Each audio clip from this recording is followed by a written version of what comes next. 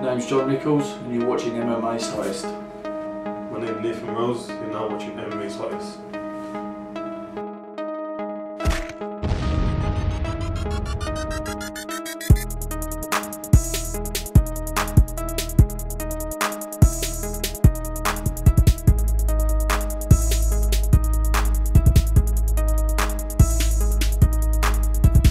You don't need to go damn, I got that shit right now, and that shit's so dang. Might fling a seed in the ground.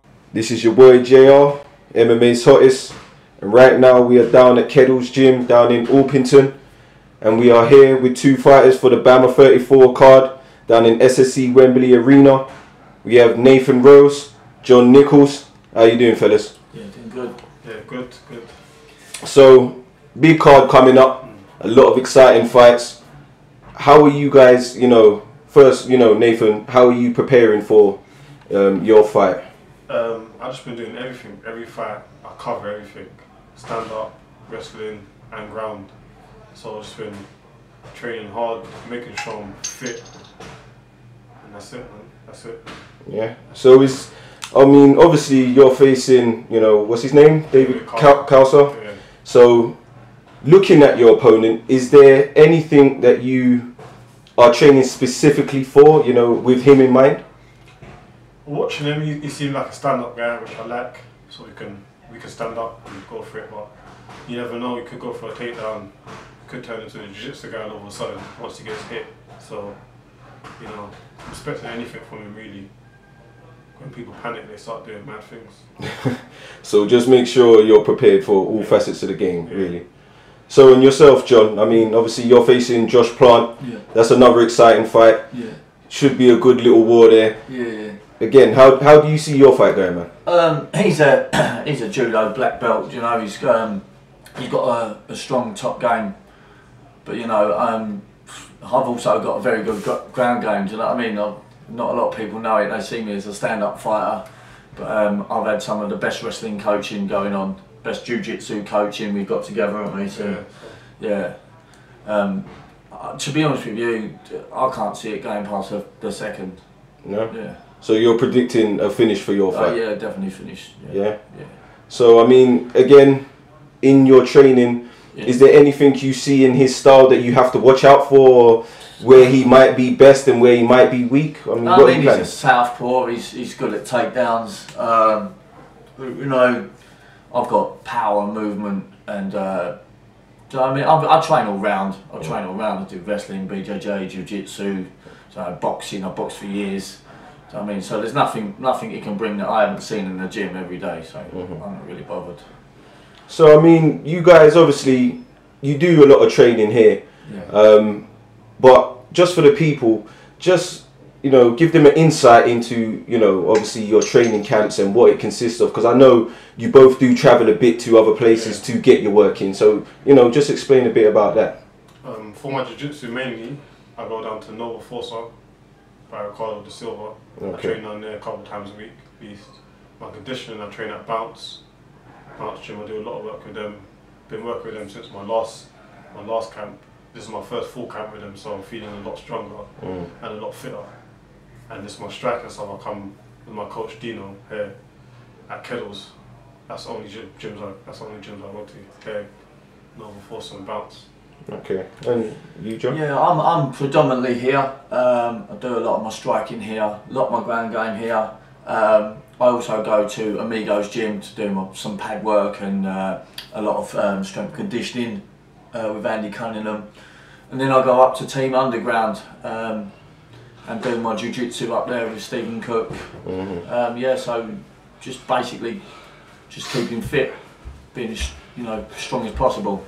Okay, so do you feel it benefits you to be able to sort of travel around and go and basically source out what you need and where you need it, or would you prefer it that you could get it in sort of one place, or do you prefer to travel? You could get it all in one place, but sometimes when you travel, you end up sparring with different people and getting used to different stuff. Because if you're going to spar with the same 10 people for years, you're going to be used to them, if you get what I mean. If you spar with just them 10 people, then when you go down there, sometimes they have a couple new guys and you get used to people throwing certain shots or doing certain moves that you've never seen before. Yeah, so you can always learn from something new from someone, even if they're better than you or if they're worse than you. Yeah. So I think it's good to travel. Really. So you think you need that sort of unexpected sometimes to kind of keep you sharp? Yeah, of course. As many people as you can spar with, you know, spar with them. You know, every different style possible, and every different body type. You know, if you can get that all in, then you can become a more rounded fighter, can't you? So how many years have you lot been in the game? I mean, how many years you've been training? How many years you've been professional? I started training, I think, about six years ago. Started at Trebles, then I moved down to Lions Pride in Croydon. I trained for about 2 years. Turned professional. At the end of the 2 years, I had 2 professional fights, and then I had a lot of bad injuries, so I was off for probably about 3 years. I've been fighting back now for about 18 months. See, a lot of people don't seem to realise just how tough, you know, and the sort of things you guys have to go through in order to put on the show for the fans, you know. They feel like, oh, yeah, you do some training, 6 months later you go for a fight, and they don't really realise what you actually put your body through and the commitment that you have to, you know, kind of go through. So, I mean, people think that, oh yeah, you just go train, you go beat them up easy. It's not. It's It's the diet, it's the running, it's the constant injury, isn't it? The pressure, do you know what I mean? Depends really, because some people don't really train that hard, I believe. I don't think some people put their all into it. But if you're putting your all into it, it's not easy. Okay. So, I mean, in terms of this fight, I mean, you, Nathan, especially, you have gone between a couple of weight categories and stuff like that.